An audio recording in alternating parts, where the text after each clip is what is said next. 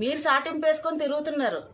హిందూ దేవులు రాయిలు రప్పలు వాళ్ళు ఇచ్చిన తినకండి, వాళ్ళు గుళ్ళకి వెళ్ళకండి అని మీరు చెప్పుకొని మీరు తిరుగుతున్నారు. హిందువులు ఎవరు ఏది చెప్పుకొని తిరగలేదే.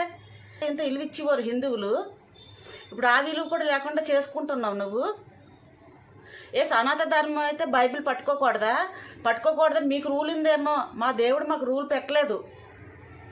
వాళ్ళు క్రిస్టియన్స్ వాళ్ళ గుడికి వెళ్ళొద్దు, వాళ్ళు క్రిస్టియన్స్ వాళ్ళు ఇచ్చిన తినొద్దు, వాళ్ళు క్రిస్టియన్స్ వాళ్ళ ఇంటికి వెళ్ళొద్దు అని మా హిందూ దేవుళ్ళు చెప్పలేదు మాకు.